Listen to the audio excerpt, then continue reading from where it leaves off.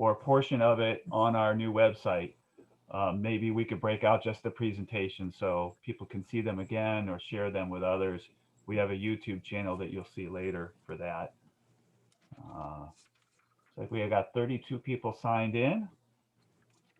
Glad to have everyone on board. I'm going to start out with a poll. We're going to talk today a lot of work on CWMP.org, and just curious how many of you have looked at it and whether you plan on using it. So if you don't mind just taking a look at the poll here.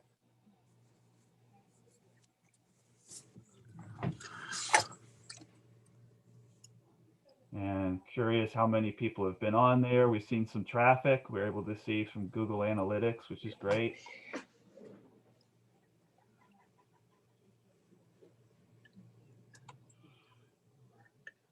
And we're going to spend a little bit of time today just making sure you know which features are there that you can help launch onto your website and help you meet some of your NCM requirements.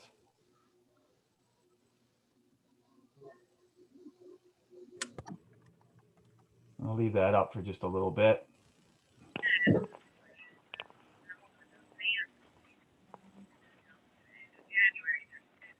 All right, good. Hopefully the sound is good. Everybody can hear.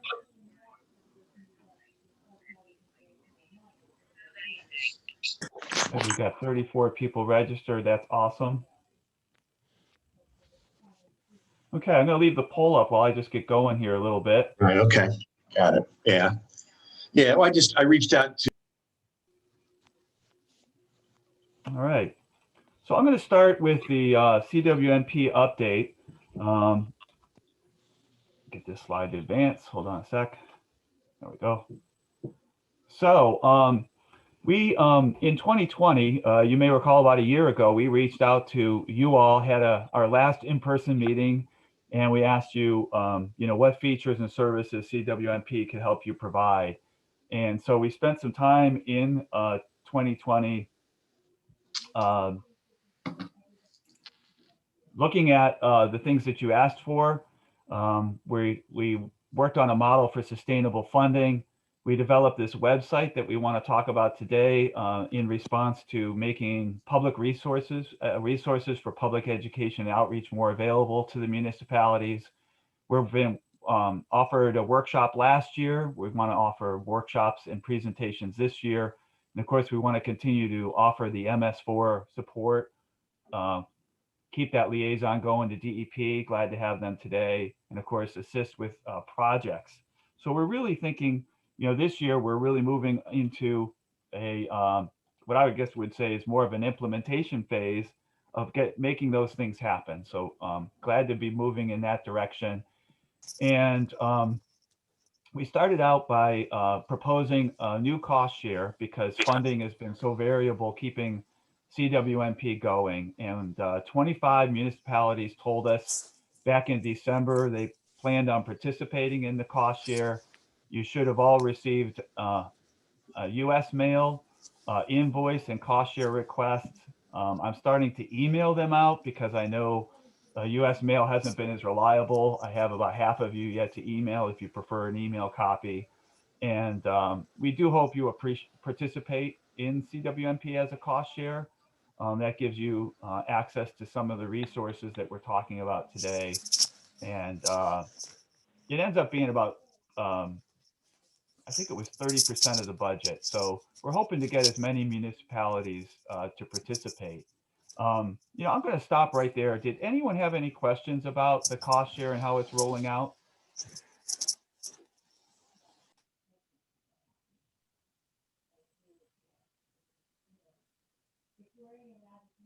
Okay, I'm not hearing any questions. So we're really appreciative of our planning team members, some of which donate their time, and the William Penn Foundation, who helps contribute some of the technical assistance time to this. We have another year of funding from William Penn, and we hope that'll continue in their next 3-year funding cycle. And we do plan to build that in. So we really appreciate all that financial support to keep things moving. So in coming up this year, I wanted to just give you an outline of what to expect.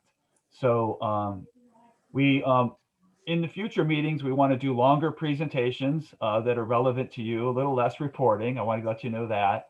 And we're looking at meetings in January, this one, April, and September. And so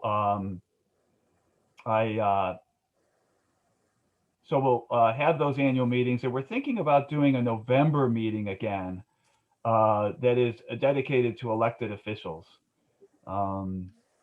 Those would be the times. We'd like to set those meetings in February so you can put them on your calendar. We've identified 2 half-day workshops that we'd like to offer. In May, we're already preparing a May workshop on HOAs. So how municipalities can work with HOAs on their operation and maintenance of their stormwater facilities, on the BMPs that HOAs are responsible for, and maybe even some projects and retrofits you can do. We'd like to reach out to both HOAs and the municipalities on that. And then the other one is in the fall, we're looking at a workshop on how road BMPs can help you meet your stormwater management needs, how funding might be able to be leveraged, and how you can address those together. So making sure you're thinking of stormwater with the roads. And then in addition, we want to continue that MS4 report support. So the annual water ad, last 2 years, I ran it around Earth Day. That's the water ad that's public education and informing the public about where they can learn more about stormwater. We'll continue to provide that annual report of activities like we did in this August and past for the MS4 report. And MS4, the public education and outreach. So you're going to learn more about the calendar today where you can feature those activities. So I'm going to go back to the poll here now. Let's see.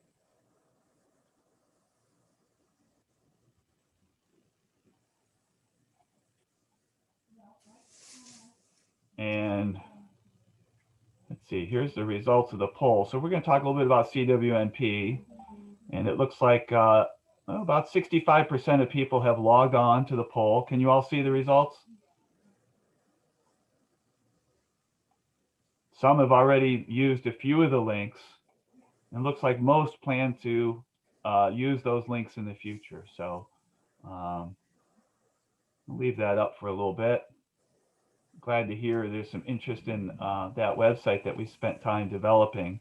So with the website, we wanted to have a way to communicate with you between meetings. And we developed a quarterly newsletter that everyone should have got in early January. And the purpose of the newsletter is a simple 2-page PDF newsletter for municipalities to share what's new, what might be new on the website that you haven't seen. You know, we're going to feature calendar events that are coming up. We'll always feature a grant that's coming up. There'll be some other news item. Page 2 features one of the articles that we're going to talk about. That's an article that you can share with your in your municipality. So that's new this year and a way to communicate with you. And then relating to the CWMP website, we've talked a lot about this in the past, at least I feel like we have. And we're really proud to have launched it. I want to thank my planning team who spent a lot of time looking for resources. And the idea here is all of these resources are available somewhere on the web. And we like to think that we help to select and curate resources that are user-friendly, that are you don't need to spend the time curating and looking at. So our team did a great job of putting that together. And Andrew Holmesy over at the University of Delaware Water Resource Center really did the layout, and we really appreciate all your work there. So this is what it looks like. And you can log in and see all these things. All of these green buttons and the blue button is available to anyone. And the red tab is the tab that has specific resources for those who participate in the cost share. So much of this is shareable to the public, and we wanted you to know that. So in order to make the best use, I did create a guide. I believe I emailed it to everyone, and it's also available on in the partner resource section.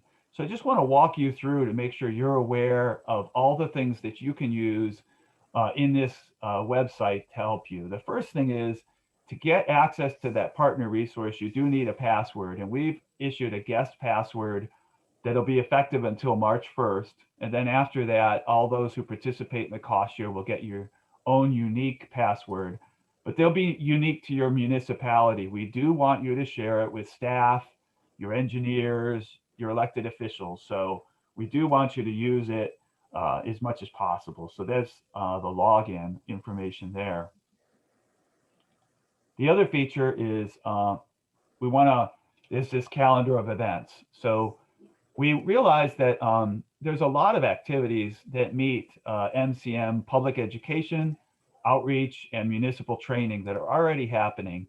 And we threw those onto a CWMP Google Calendar that would be useful to you both internally, but also to share with residents.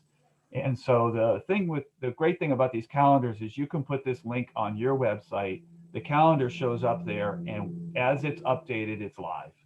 And so in that CWMP website guide, there's instructions on how to post it.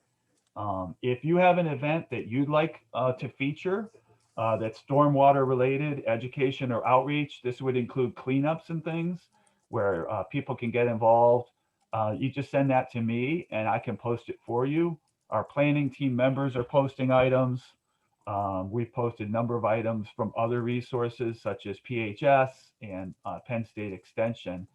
I know Krista's on the call, and DEP also wants you to make sure that you're featuring events that that you, in your report, you focus on events that meet your municipality. So I encourage you, if you see an event on this calendar that's related to your municipality, you can repost it. You can post it on your site and say, hey, there's a master watersheds training for volunteers. If anyone in the municipality wants to become a master watershed steward, you might want to sign up. So we're hoping you'll use the calendar in all those ways to share with people.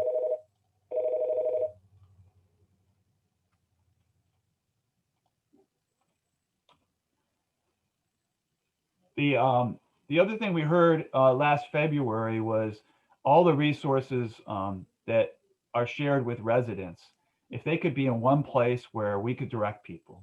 So we developed three tabs, three of these tabs here that you can share these resources with residents. So there's one for homeowners and things like rain gardens, rain barrels, porous paving, how to establish a riparian buffer.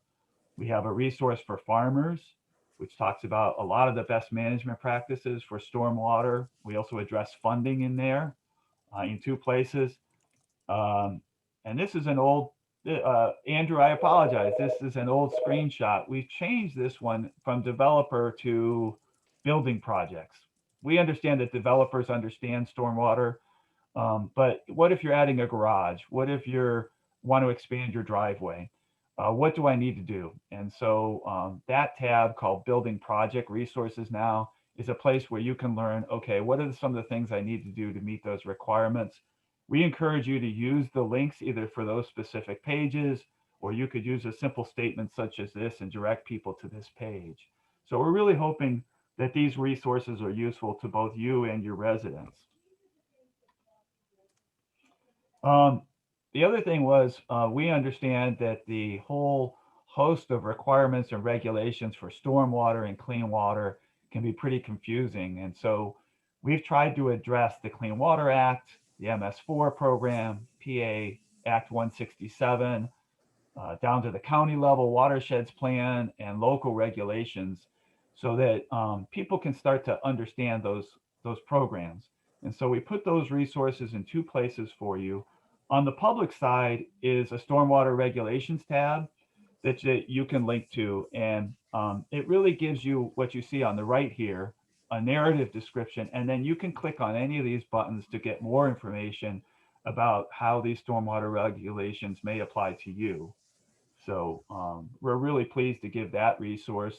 And then we realize on the side of municipal education and training, we have a separate tab on the partner resources tab that has more detailed information specifically to what municipalities might need to know or want to know. So this would be great to share with your staff or an elected official who's new to MS4 or the regulations. So we're hoping that's a really useful resource for you. The other thing we did, and thanks to our planning team, is we wanted to give you articles that you have permission to reproduce on the partner resource page. So catching the rain one drop at a time by Shane Morgan. Thank you, Shane, for sharing that article, is available to you. It helps meet your public education. These articles can be reprinted as they are, and we only ask that you give the credit at the end of the article of the author and their organization. If you need to edit it, we just ask that you get their permission. And currently there are 7 articles there today that you can repost in your newsletters or on your website. So we do plan to continue to add articles as time goes by, and ones that are seasonally relevant. Many of you would have received an email from me yesterday asking you to join the Google discussion group. So last February, we heard people saying it'd be nice to be able to share information. And I belong to a professional group, and we recognize that the expertise is in the room. And we recognize that many of you have the answers, have the experience, and we just need to share it. And so this Google discussion group is a place where you can share that. You don't need a Gmail account to participate. You can find out how to register in the guide or by going to the web page. There's a tutorial on how to register. It is email based in that you can receive an email every time something is posted, but you can set those notifications. So I typically would not set, so I see a notification every time, but I might check it once a day or once a week. If I'm following a thread, I can check a button that says, send me a notification every time someone responds to that thread. We invite you to participate. And in the future, if people are interested in sharing, hey, do you have a model flyer or model something that you want to share? We can start to create a place where those documents are shareable if people are willing to share them and people can see them. So at the bottom is a sample post that I posted when Krista sent us the updated list of municipalities in Chester County with and without what the status of their MS4 plan is. So we're going to use it as a way to post information, but also ask questions. So I invite you all to participate in the discussion group. And then we also have grants. So we know that funding is something the municipalities are very interested in. We created a grants page. Some of these grants are pretty detailed, and there's several. So we have a narrative that talks about the Chester County Planning Commission grants. By the way, they're open right now till I think February 26th. PADCNR has many grant programs, too many to list in a database that would apply to stormwater and municipalities. There are many ways to fund buffers, and so we list that. And there are many sites for agriculture. So that's in the narrative. And then on the right here is simply a list of grants that you can peruse.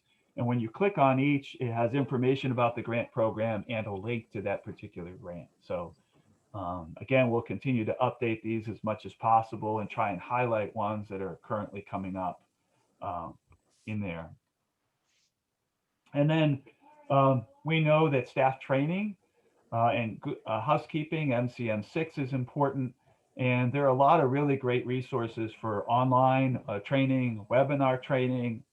Someday there'll be in-person training again. And so on the right is a screenshot of a part of that page, and it directs you to some of these really good training sites. Penn State Extension has some really great ones. There's one called MOST, which is Chesapeake Bay oriented, has some good webinars and training series. We're also started to post some of our past CWMP PowerPoints and videos, and they're on a YouTube channel. So there are links to those on the website. So you click those links and you can get to those, and we'll continue to add to those. So we do hope that you use those resources. So that's, we just wanted to give you that quick update of where we're at with what we're offering this year and CWMP. Does anyone have any questions? Comments?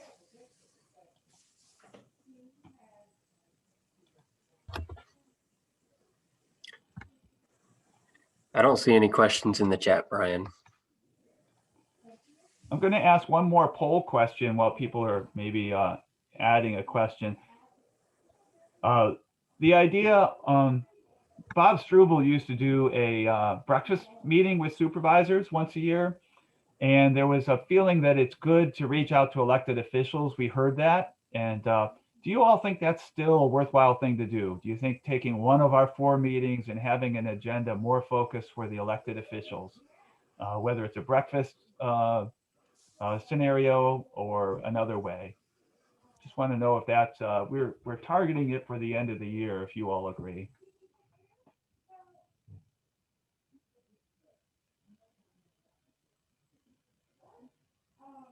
And so I just want to reiterate, we're here to help municipalities with clean water. So do feel free to reach out to me or any of our planning team members on ways that CWMP or individually we can help you.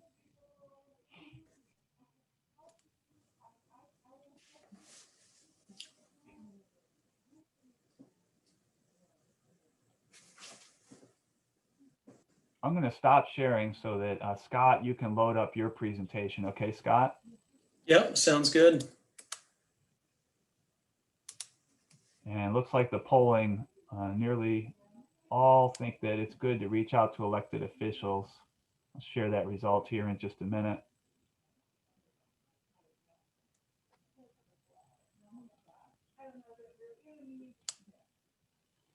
Okay. So it looks like the majority of people think that it's good to dedicate one meeting to elected officials and staff. So that's something we'll look at. We've targeted the end of the year for that in a November meeting. Great. Well, I thank you all. And with that, I'm going to introduce Scott Ensign from Stroud Water Research. Thank you, Scott, for presenting today. So at each of our meetings, we do want to have at least one presentation that's informative, news you can use. And Scott has a brief presentation today on different ways to find water data. So go ahead, Scott. Yeah, thanks, Brian. Again, my name is Scott Ensign. I'm the assistant director and one of the research scientists at the Stroud Center. And since the focus of CWMP is water quality and water condition, I thought it would be appropriate to share with you some quick resources that all of you might be interested in. Perhaps some of you are already familiar with some web resources for getting water quality data, but there's a lot of information out there. And I just wanted to lay out a few resources for you, but also give you a glimpse at one of the programs that we run here at the Stroud Center, which may be of interest and value to your municipalities and communities. So the first thing to talk about in terms of water quality in Chester County is that USGS runs an elaborate system of monitoring gauges at streams, precipitation gauges, groundwater monitoring gauges. So I'm showing you the Chester County map for USGS. And by the way, I'll share all of these links. We'll share these on CW on the website, Brian, in some fashion, whether it's a quick PowerPoint or just a list of these links. So we'll share all these with you. So the first and foremost resource for water quality data and real-time monitoring data, which tell you what's going on right now in Chester County, is USGS. So the map, if we'll pick a site at random here off the USGS map, and typically, so clicking on any one of those sites will bring up a quick little graph of available data. In this case, we're looking at an index of biotic integrity for the stream, which involves macroinvertebrates. But they'll also, through a link, they'll key you into the broader data set and links to USGS, the full data sets on USGS. Let me see if I can find one that has some real-time monitoring data here that would, looking for.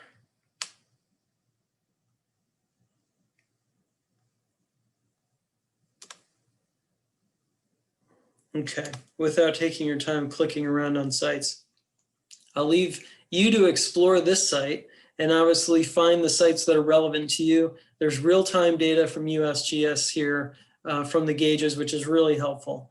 So USGS is the first place to go, but USGS and Chester County have been cooperating for a long time, I think since the 50s or 60s, on collecting water quality data. So USGS collects the data. The data is, that collection is facilitated, in some cases funded, I think, through the county. So Chester County Water Resources Authority has a fantastic collection of this data for these 17 stations where there's real live data on stream flow, bacteria, precipitation, groundwater levels, invertebrates, and chemical monitoring. So this is the snapshot of what is all going there. But I would encourage you to dig a little bit deeper, go to the Chester County Water Resources Authority website, and there's a ton of data on here. So I'm going to drive you to two specific places if you want to dig deeper. The first is the water conditions and water quality reports. So each year, most recently 2018 and 2019, the authority has published these really nice reports in combination with USGS summarizing the recent data, the historical data on the streams throughout the county. And they're really nice because they boil down and give you, why did we collect this data? Where are the data collected? But they give you these nice graphs, and these are really reader friendly. In this case, we're looking at precipitation, but what they're showing you is precipitation over time relative to, in this case, drought levels, normal precipitation regimes, and they continue the same format for different parameters like groundwater and water quality data, dissolved oxygen and flow. So these reports, again, these are on the website. We'll pass this on to you, but it's water conditions and water quality reports. A few of those there that are really helpful for seeing how we're doing now, how we've improved over time. Is a nice pairing with what you can find out in terms of the real-time data from USGS. Okay, so another really cool tool that the authority has developed is the story map for looking at real-time notification of flood levels. So I think that's something that's pertinent to all of us in the county, is getting better information on flooding and better guidance on when flooding is occurring. And the Water Resources Authority has put together this really nice story map. You scroll down and you're going to see the different places in the county where USGS is monitoring, and ultimately how USGS and the county are integrating that information into water alerts and flood levels. So this is a really nice, really easy to digest story map that walks you through where that data is being collected and how to access it in a really actionable way, which I think is great. So USGS is the primary public water data collector in Chester County. That's the message. And the Water Resources Authority is doing a great job of partnering with USGS to put that data out there, make useful products and publications which summarize that data and really make it actionable to us as citizens, as managers, and provide us some really nice tools for public communication. Now I'm going to switch gears and I'm going to share with you an initiative at the Stroud Water Research Center that we've been working on for the last 5 to 6 years that takes a more customized, hands-on approach. And I'm sharing this today with all of you because not only is it an opportunity to get involved, collect your own water quality data, perhaps start up your own monitoring program with your municipality, or help organizations within your municipality take steps in the direction of collecting water data themselves. And what inspired us to do this program that I'm going to introduce you to was really the Weather Underground. I mean, a lot of us use the Weather Underground for getting access to weather data that's right outside our back door or our neighbor's back door. And that type of user provided data sharing is what we wanted to try to accomplish with water data, with streams, rivers, lakes, wetlands, estuaries. So we created a tool called Monitor My Watershed. It's a website. It's free to go there and browse around. All of the little markers here are sites around the world where people are monitoring their own creek, stream, wetland, lake, what have you, or putting up a weather station. And they're sharing that data on this website for free. So this is all free to use. The infrastructure is something that Stroud Center and our partners are providing for people to share this data that they're collecting. All right, so let's zoom in and look at our own area of interest here. So if we look at Chester County, there's a number of sites around Chester County where various groups, including the Stroud Center, are collecting data. And that's all these little symbols here on the map. And we're sharing that water quality information. I'm going to select one just to give you a glimpse of what this data looks like. So in this case, we see that there's a site on White Clay Creek on the East Branch. We're going to dig in for a little bit more detail. And it was deployed by Shane Morgan. Here's a map of where the site is on White Clay. And if we scroll down, there's some more information on the exact latitude and longitude. But more importantly, we get down to the actual data itself. And this is real-time data. So what you're looking at were observations collected this morning at 10:30 was the last one that came in 4 minutes ago. So this is water depth, temperature, conductivity, turbidity. So all of these parameters are being measured by Shane's station there on the creek, and they're being relayed to the web through a cellular network connection.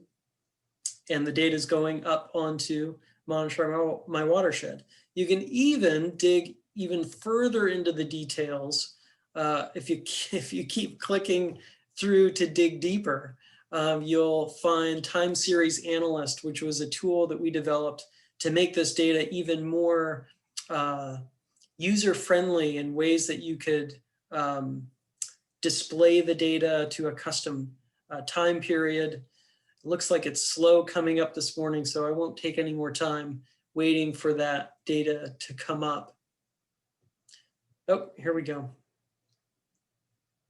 So you can create your own custom visualizations. You can add different stations to compare different parameters over time. So again, looking at real-time data and the historical record from this site.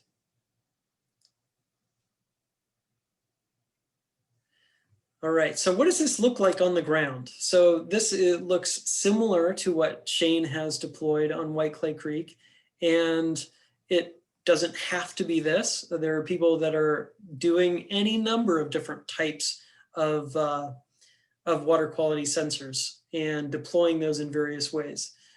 The style that the Stroud Center has arrived at that's user-friendly, bomb-proof in the field for the most part, and economical to build is this configuration where you have a little box that holds a data logger I'll show you in a minute. It's powered by the sun, and the sensors are down there in the stream collecting the data and sending it back to Monitor My Watershed through an antenna. So what's inside that gray box is really the heart of the matter. It's a little data logger that the Stroud Center designed and builds and sells. You can find them on Amazon or our website. And it looks complicated, and it is to a certain extent because it's capable of doing a lot of things. It's very flexible for environmental monitoring, and it fits a niche out there that really isn't filled. So we're really excited about developing this. We've had these out there for 5 years, and we continue to grow the number of people that are using them. So it looks complicated, right? But we're providing a tool and a program for the last 5 years to the community across the world to use, to learn how to use this tool and to break it down, not only to learn how to do this type of monitoring and how to set up your own monitoring station, but also how to get involved and join with others who are doing this. Again, this is all open source.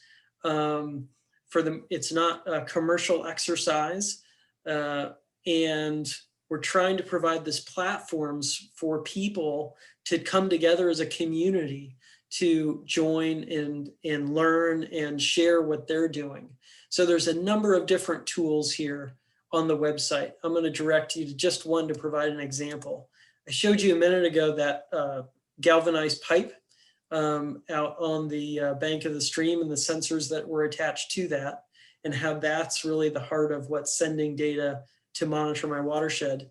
Here's an entire web page that spells out in the fine print of how to do this. So this is, step 1 through 13 of how to do this.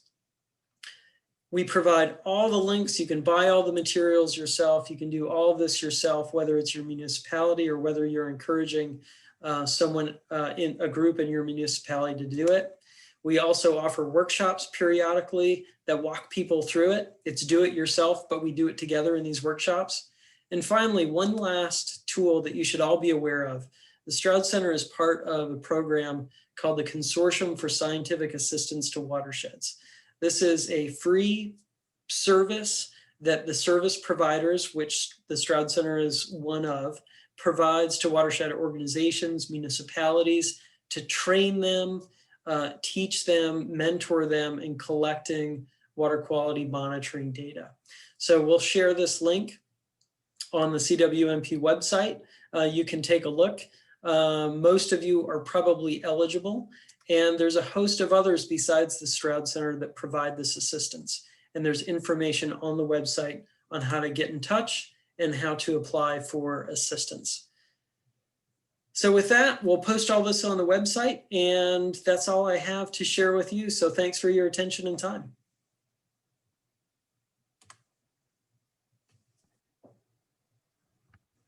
Any questions for Scott? While Corey pulls up his presentation. Thank you, Scott. Scott, I do have a real quick one. So like I noticed all those monitors, they're located right in the stream and right adjacent to the stream. Has there been any issues with, some of these really large rainfall events we've had over the past couple of years? Do they stay anchored to the bottom, or have you guys had issues with, losing monitors or them getting damaged because of these floods? Yeah, depends on the stream. It's a good question. And all of this is only as good as the time and investment by the people that are putting the sensors in the stream and the equipment by the stream. So in some cases, in big floods, if you have a very soft bottom, we've had instances of things washing downstream and having to recover them. So it depends on the stream, it depends on the person, depends on the level of effort of installation. Okay, great. Corey, I can answer that a little bit more too with some of our sensors in white clay. We've had no problems with the boxes on the banks in terms of flooding. They seem to be pretty stable. Same with our probes that are in the water and anchored. However, there's a lot of sediment transport in the stream. So there are times where they get buried and we have to go out and either raise the probe a little bit if it keeps getting buried, or we clean them out and see what happens during the next storm event. But that happens quite frequently for us in white clay, at least. Okay. Yeah, we used to deploy probably hundreds of temperature monitors at my last job. It was the same type of thing, 90% of them would be fine, but every year probably, 5 to 10%, we'd either lose them or they would physically be buried and we'd have to spend hours digging them out. But I'm glad that for the most part, it's been a good system. All right, let me pull up my presentation real quick.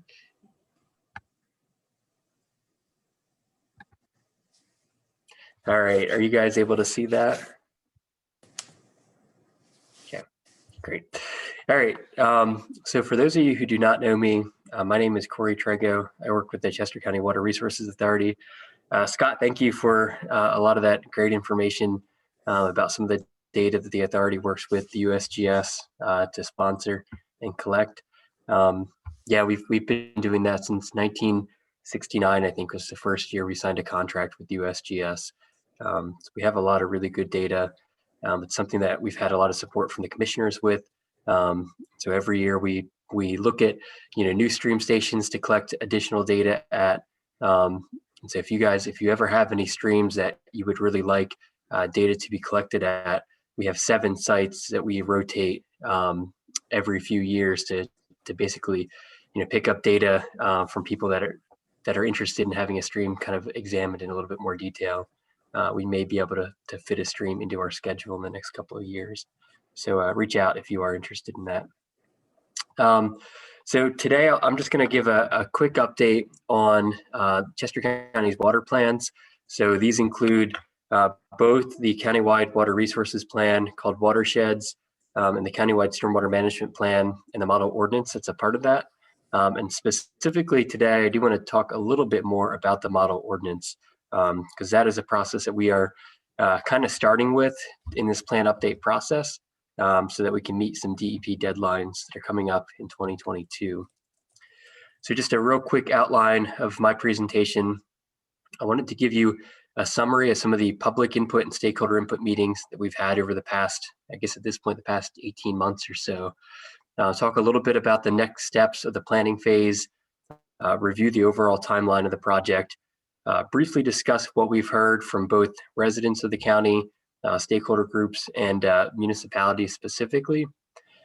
Talk a little bit about the stormwater management component of these plans, why we are doing the updates, briefly discuss DEP's 2022 model ordinance, and then open it up at the end for questions and discussion. So we had 6 public input meetings going back starting in October of 2019. 6 meetings from October to December located throughout the county. Attendance was small at the first couple of these, but the last few meetings we had really good attendance, very active participation among the audience. We ultimately ended up getting residents from 35 different municipalities, 15 different watersheds, and we had hundreds of comments that we received through questionnaires. I think we got about 3 dozen questionnaires that people answered. We had sticky note boards. We had almost 200 comments on those sticky note boards. And then we had about a half-hour period of question and answer at the end of these meetings that we recorded any kind of comments that we got as well. So we got really good feedback from the public about topics that interest them, relating to water quality, water resources, stormwater runoff. So we're really, really excited to have that information. So as I said, 2019 in the fall, we were focused mainly on, general public input with those 6 public input meetings. And then in January of 2020, we shifted our focus to more stakeholder groups. So we had 2 different stakeholder meetings. January 17th, we had one with watershed and conservation organizations. January 23rd, we had one down at HERS with agricultural stakeholders. And again, these were pretty well attended. We had a lot of really good comments, a lot of really good input from, the stakeholder groups at both of these meetings. Again, kind of just helping us to clarify what type of information different groups want to see included in the updated county water plans. We took a little bit of a hiatus from our stakeholder engagement process. As many of you may know, Jan Bowers has been the director of Chester County Water Resources Authority. She started back in 1996, but Jan stepped down earlier this year to take on the role as the director of county facilities. We had anticipated bringing in a new executive director in the spring of 2020. I think our in-person interviews were scheduled for that position literally, I think it was Friday, March 13th, the day the county shut down. So that process got pushed back by several months. We wanted to pause this process to allow the new executive director to have much more say and much more control of what type of meetings we were having and kind of be able to guide the direction of these plans. So we had Suna Bien start in August. I guess August 17th was her first day.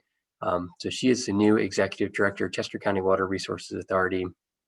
And so we began ramping up our stakeholder engagement efforts again this past October.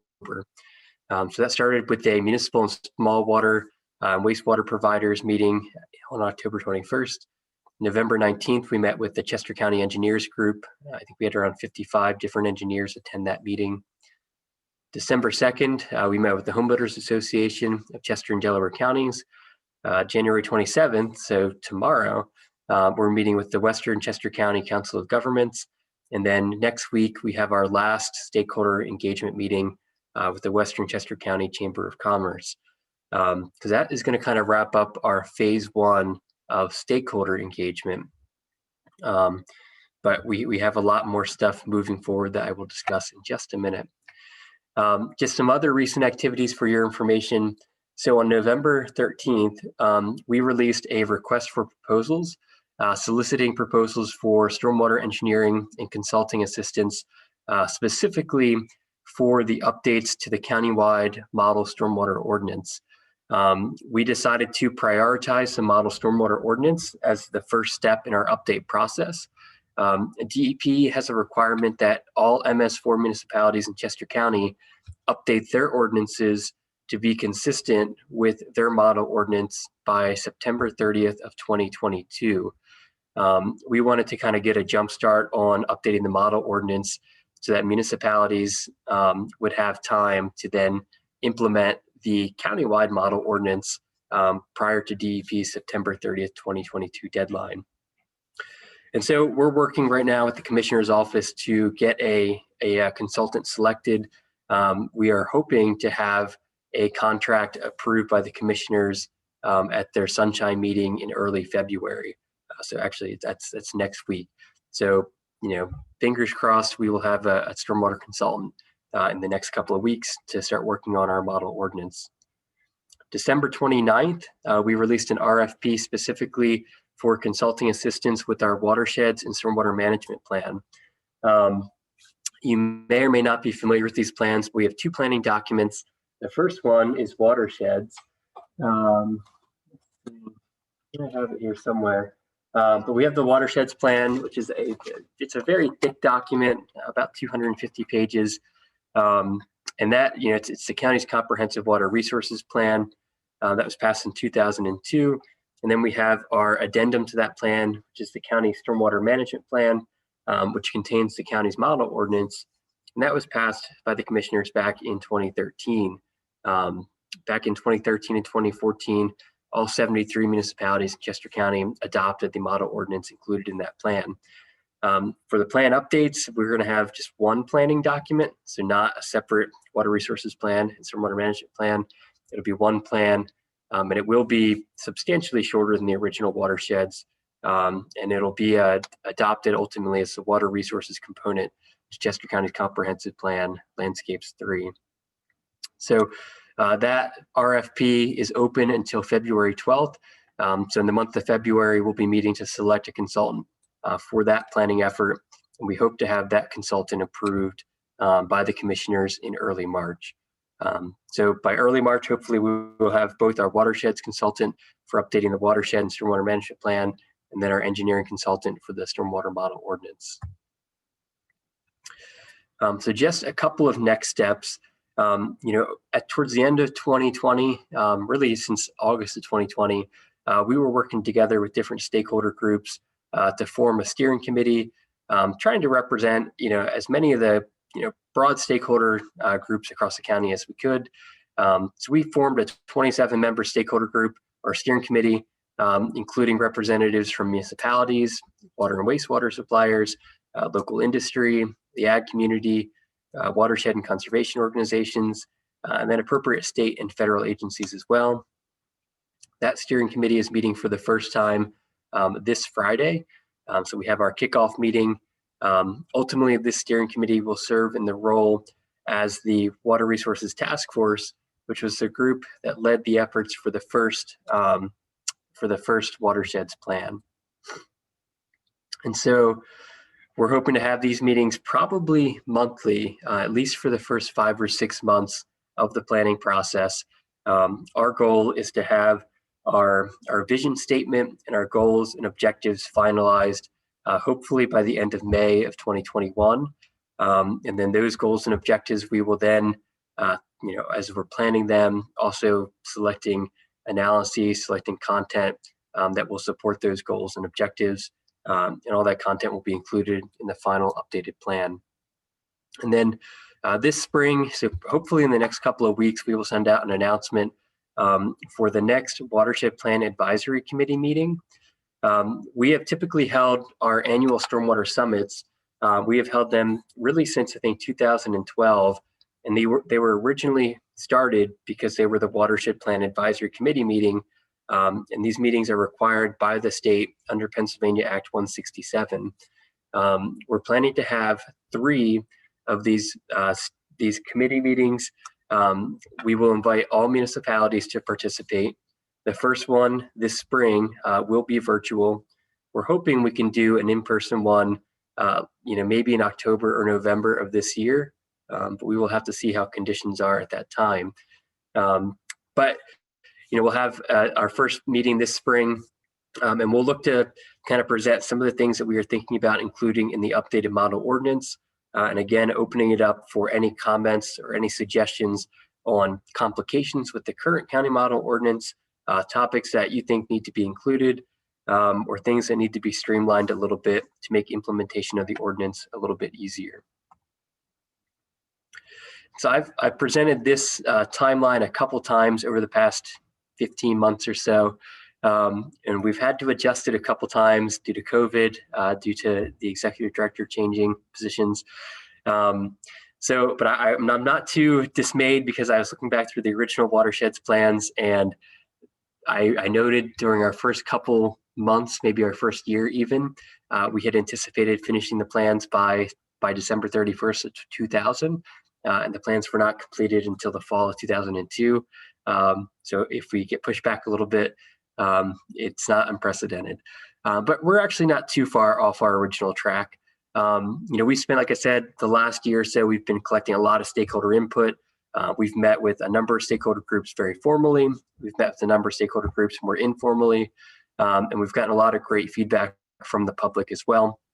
We'll be continuing that feedback from both municipalities and the public with our watershed plan advisory committee meetings that we'll have, hopefully this spring. We'll have one in the fall of 2021. Then we'll have the final one in the spring of 2022. We'll have a couple more public input meetings this fall, so fall of 2021, where we'll present some of the things that we're updating in the model ordinance, and then present in a little bit more detail the goals and the objectives and some of the content of the updated watersheds plan. So just kind of broadly, as I mentioned, DEP has that September 30th, 2022 deadline for the adoption of model ordinances for stormwater that are consistent with their statewide model ordinance. Our goal is to, really take most of the legwork away from municipalities. The county will adopt a model ordinance. Hopefully we will roll that out. Our goal is to have that rolled out in the spring of 2022. So ideally sometime in March of 2022, we would have a plan that's been through a public comment period, has been reviewed by DEP, and then is ready for municipalities to implement that updated model ordinance. We'll have, a number of different ways where municipalities can tailor that to meet their needs more specifically. But we wanted to make sure that we had a model ordinance that was consistent across the county, that met all the requirements and the provisions included in DEP's model ordinance, so that municipalities didn't each individually have to, work with their solicitors, work with their engineers to substantially overhaul their existing ordinances.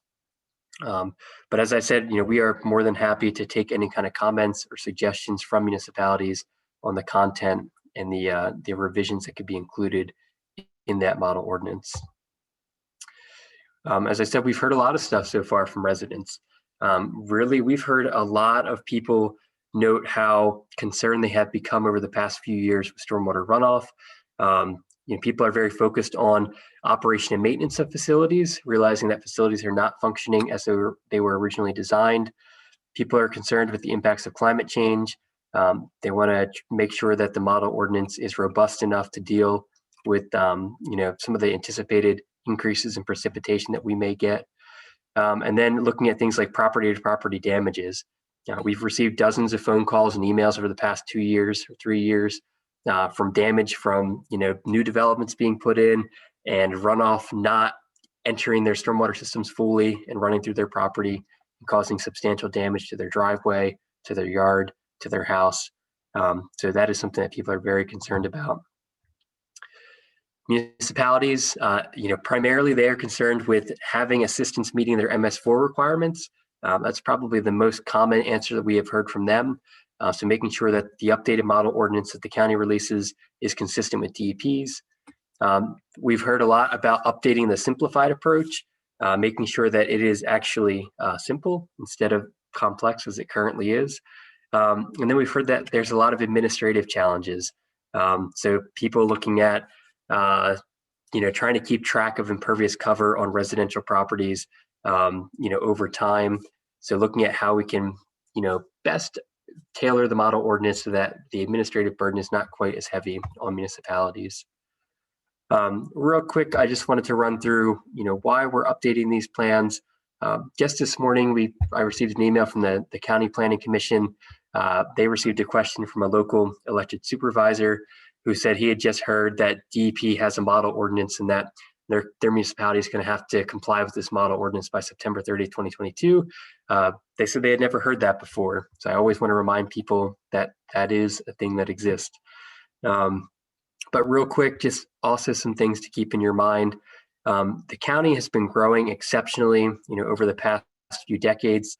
That growth is expected to continue. We have about 520,000 residents. The Planning Commission estimates that we'll have about 662,000 residents in Chester County in 2045. So close to a 30% growth in population over the next 25 years. All these people, they're going to need new areas to live, to work, to drive. Currently, about 10% of the county is impervious cover. Impervious cover results in a lot of runoff. We'll add about 7,400 acres of new impervious cover if these population projections hold up over time. So that'll increase the impervious cover from 10%, as it currently is, to about 11.5% of the total land area in the county. This might not sound like a lot, but we do need to remember that 1 inch of rainfall over 1 acre of impervious surface can result in 27,000 gallons of runoff. We get 47 inches or so on average of precipitation a year in Chester County. So we're talking billions of new gallons of runoff annually if this holds. So that runoff will need to be managed effectively and scientifically. We've seen a lot of precipitation over the past couple of years.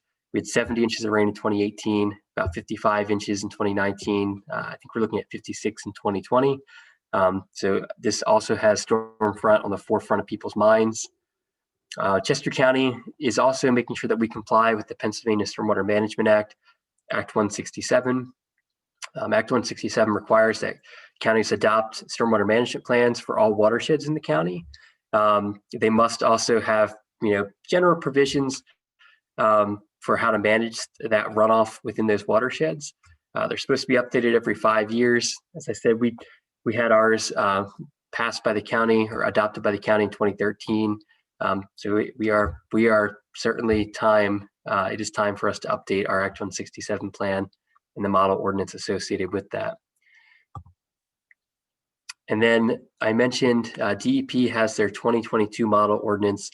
All MS4 municipalities across the state are expected to update their existing ordinances to be consistent with this model ordinance by September 30th of 2022.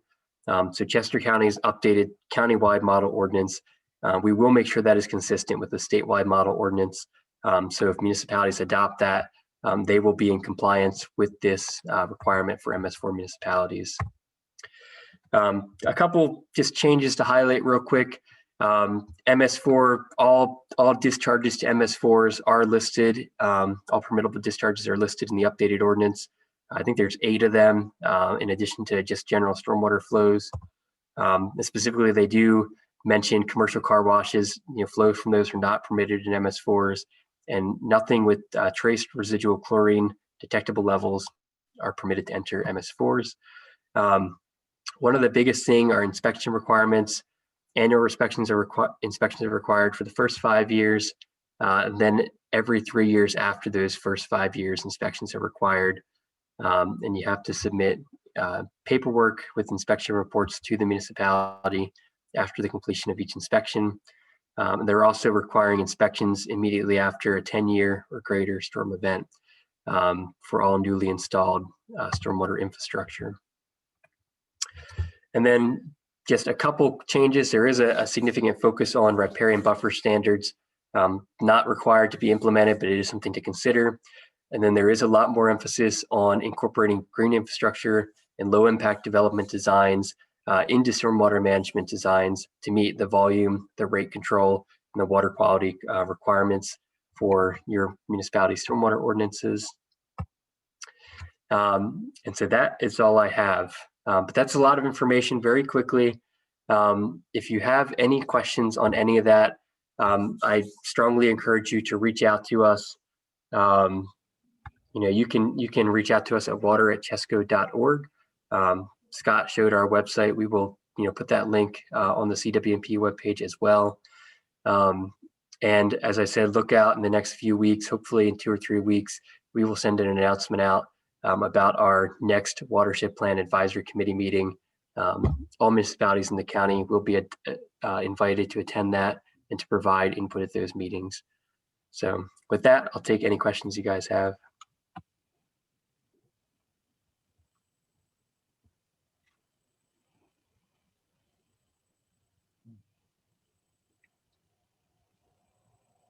Okay. All right. If no questions, Brian, I will hand this back to you. All right. Thank you. That was great, Corey. A lot of content there. We appreciate it. Krista, good handoff time with DEP for Krista Brown. Thank you for joining our call today. Okay, so I don't have a presentation, but I just have a couple of announcements, and then I can take any questions that you guys might have after that. Great. For those of you that don't know, Lee Murphy retired a couple months ago. So just in the last couple weeks, they finally have a replacement for him. Jamie Ebrel is the replacement for Lee. And I can send around her contact information. Brian, maybe I can send it to you and then you can forward it if that works. So Jamie is the new Lee. And like I said, she just took that position, I think within the last 2 weeks. Prior to that, she was Lee's only direct employee doing MS4 stuff in central office. So she just kind of, it was a good fit for her to move into that position. One of the things that Jamie was working on before she took over Lee's position was updating the DEP's Clean Water Academy with some MS4 information on there. So she had put together a couple presentations for some of the MCMs, for some information on like BMP inspections and basin retrofits. So I don't know how much time she's going to have to continue focusing on that right now, but I know that that is a priority for her. So if there's anything that you guys would like to see added to the Clean Water Academy, you can shoot me an email and let me know, and I can definitely let central office know that that's something that that you guys would be interested in seeing. Whatever would help help the municipalities with the program. The Chesapeake Bay Expert Panel report has come out with a new report for stream restorations. Early 2020, I believe it came out. So just something that you might want to take a look at. Just some new guidance, not a lot of changes from the other one, but there is a little bit more flexibility with some of the softer armoring techniques and things like that in the stream restoration projects. Beth and I are definitely still encouraging everybody before you move forward with a stream project to meet with her and I before it was in the office, now pretty much virtually, to discuss that project to make sure that it is going to meet the MS4 requirements. We have had some projects go in recently, and even though they did meet with us, they did not do the project as they had described it. And so now we're having some issues with crediting for those projects. So we just want to make sure that everybody is on the same page with what the project needs to entail. And a lot of times if you meet with us beforehand, we can catch any issues before you move forward with the Chapter 105 permit. So that's something we really, really encourage. And I do try to sit in on the pre-application meetings for the Chapter 105 program when you do get to that point. But I obviously can't sit in on every single one of them. But I do work hand in hand with 105 to try to make sure that that you're meeting the 105 requirements, but that you're also meeting the MS4 requirements, because just because you get an issued 105 permit doesn't mean that it qualifies for MS4 credits. So that's something to definitely keep in mind. And then I think that was it for announcements. I know one question had come in to Brian before the meeting, and that was about whether DEP was going to be issuing extensions for PRP deadlines or for the permits. And honestly, I don't have the answer to that question. I've heard from central office that a decision has not been made yet on what they're going to do based on the issues with COVID and the financial straits that it's kind of put some of the municipalities in and things like that. So what I am encouraging everybody to do, and Beth and I from Southeast are doing the same thing. We have are in the process now of drafting an email to central office, letting them know that we think they should either extend this permit cycle, or if they don't extend it, to continue with the next permit cycle without adding any additional requirements. So in essence, it would end up being almost like an extension, just to give the municipalities more time to implement what they've already proposed. That obviously is not a decision that her and I have any control over, but we have voiced our opinion. I am encouraging all the municipalities to contact central office and let them know your thoughts on that. The consultants can do it, but personally, I think hearing from each individual municipality versus one consultant that represents 10 municipalities, it makes a bigger statement. So that's something that if you have concerns with, which I think everybody pretty much does at this point, I would definitely reach out to Jamie sooner rather than later, since they haven't made a decision, and just let your thoughts be known on the hardships that COVID has, put on the municipalities financially, and how that may impact the implementation of their PRP or TMDL plans.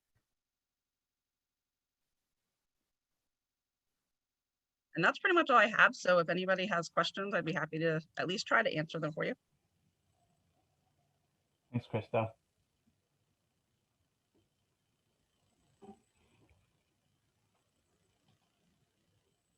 I think I see 2 requests. Who is central office is a question that came.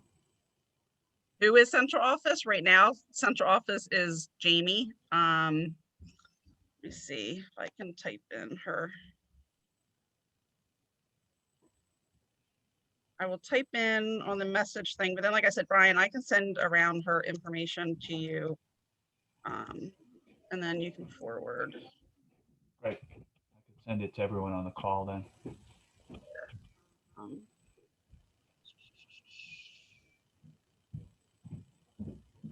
Sorry, got multiple computers going here. Okay. They still haven't given us webcams for our computers, so we have to use our personal laptops to be able to do any of these things. So, oh, hold on one second. Okay. She is 7, 2, 8. And Krista, Anybody else have a? oh, sorry, just for the benefit of that question may have been from some newer municipal staff that whose central office is at DEP, like what their role is. So central office is the one that basically they create the program, and that's what our regional offices implement. So any major decisions that are made as far as what the next permit cycle is going to look at comes from central office. And so that's where, we can voice to them, which, like I said, Beth Mahoney, my supervisor, and I have done verbally, and are in the process of doing, via email. They basically told us to do it via email. So we are trying to at least let them know what we've heard from the municipalities, you know, and how we think they should progress into the next permit cycle. But we in the regional offices really have no control over what they decide or don't decide. And so I think, you know, like they say, the, you know, squeaky wheel gets the grease. So, you know, I think the more squeaks, so to speak, that, you know, that they hear from, the better chance that they might actually consider extending the cycle or doing something to help the municipalities in the process. So that's central office. And Lee was, he was the group manager for the MS4 program. And, you know, he pretty much ran everything. And now that he's gone, Jamie is, you know, has just taken over. Like I said, she obviously has a million people above her too, but she's the one that's down there to actually have meetings with and pass the information along. So she would be our, for MS4, she would be our main contact in central office. And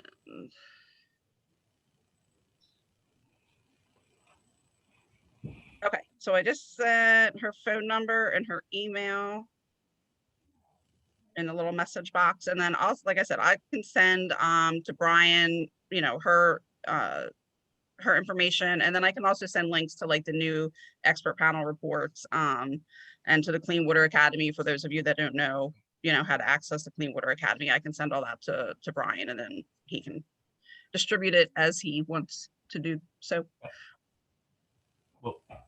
We'll distribute and post on as appropriate on CWMP.org. Also, David Athey has a question for you in the chat.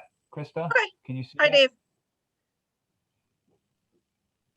Hey, Krista, how are you? Good, how are you? Good. Thought I'd take the opportunity to have you here.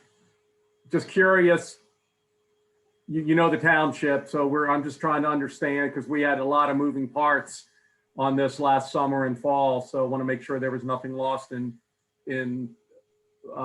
transition, if you will. Right. Which one did you hear from Harris on? Kenneth? Kenneth. Okay.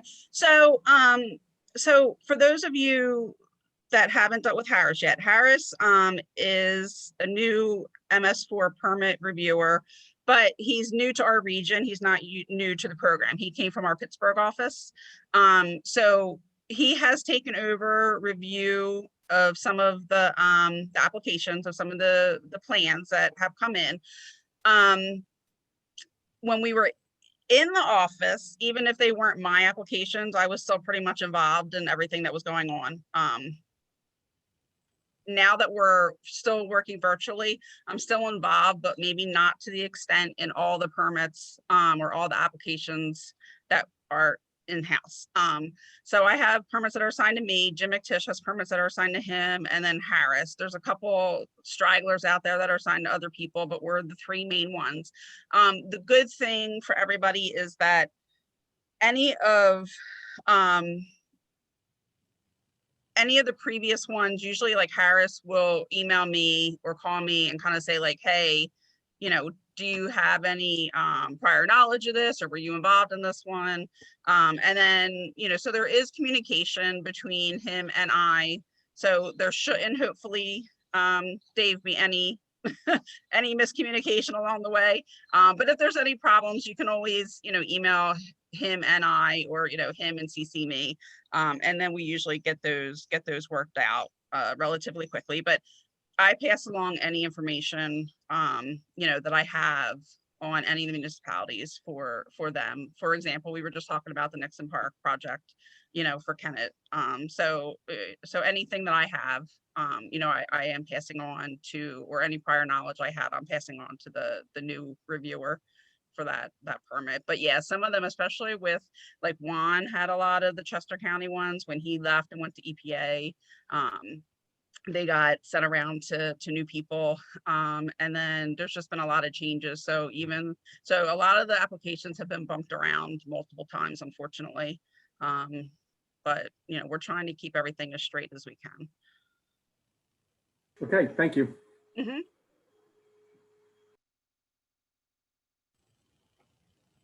Anything else for Krista? DEP?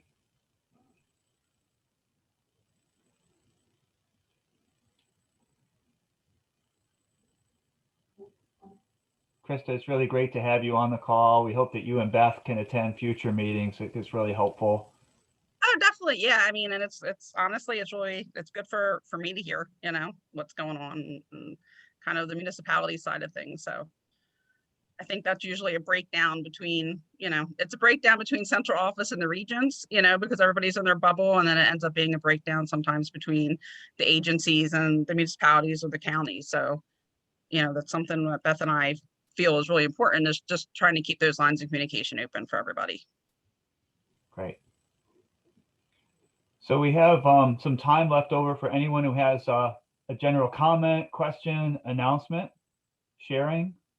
So the floor is open to anyone using the chat or unmute yourself.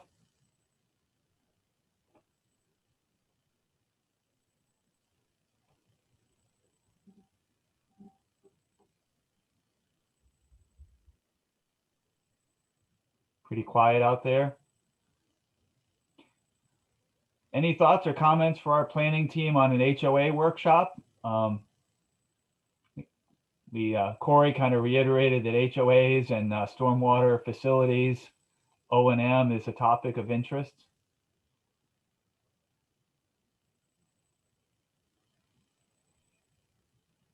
The second topic was road BMPs. I just want to chime in for a second on the HOA one. I mean, not that, I think that's a great topic, honestly, because a lot of the complaints that we receive are from residents within a development that have gone to the HOAs and the BMPs aren't being maintained, and then they go to the municipality, and then the municipality, they don't believe that they're getting the action, we'll say, that they need from the municipality, and then they end up coming to us. So that is like a big topic that we hear about from the residents. So personally, I think that's a great topic to address. Yeah, and the about that. Sorry.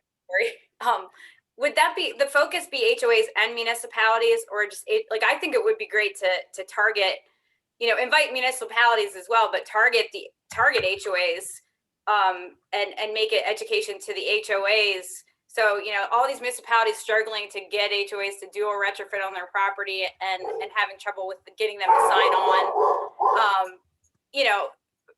outreach in that sense, as well as their O&M responsibilities. So yeah, I don't know if that would be, your primary focus or not. We're actually meeting tomorrow, a few of the CWMP planning group members to discuss the content for the HOA workshop. So Beth and Krista, thank you both for your thoughts. I think we had originally, wanted to target, HOAs, residents within the community, but then also invite, municipal staff or municipal managers to attend as well, just so they were aware of, maybe a little bit more equipped to help HOAs that may come to them with some questions. I think we may also be looking for some exemplary HOA relationships or projects that it's always good to feature a real project. So if anybody has an exemplary relationship or project, we'd love to feature it. That would be great. I know Tony Shivert said he has a regular annual meeting with HOAs, trying to communicate with them, even if there's some best practices. We all know it's a little bit like herding cats, HOAs, and they change in leadership, and they don't always speak for the HOA. But if you have anything you'd like to share, we'd appreciate hearing that.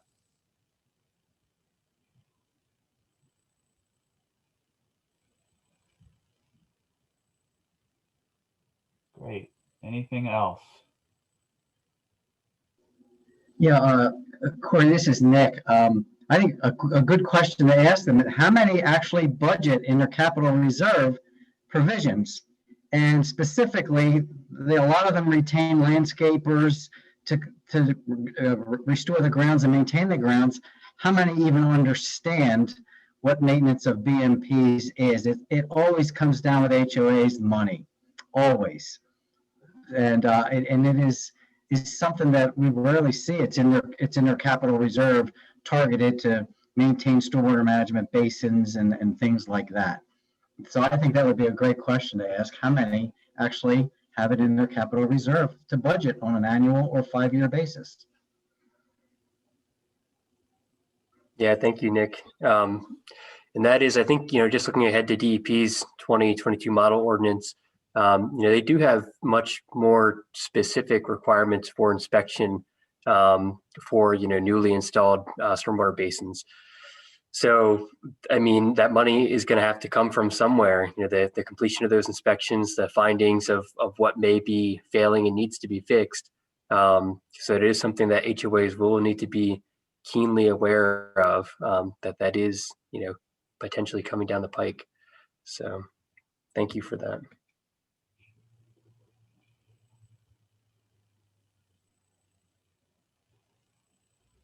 Anyone have an announcement or anything they want to share with the group?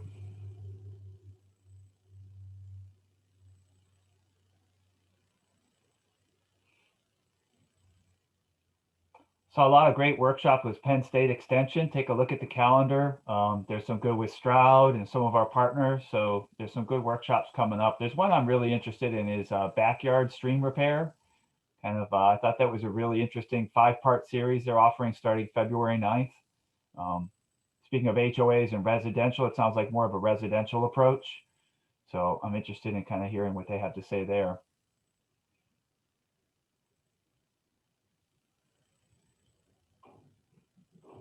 All right.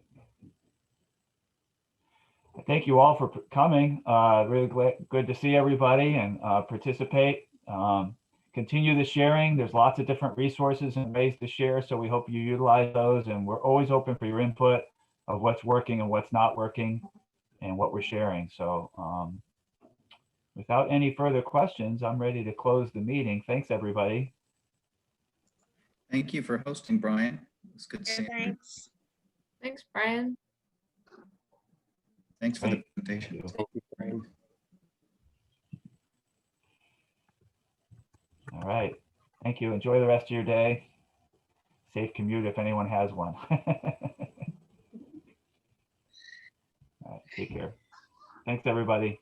Thanks to our presenters. Appreciate your time.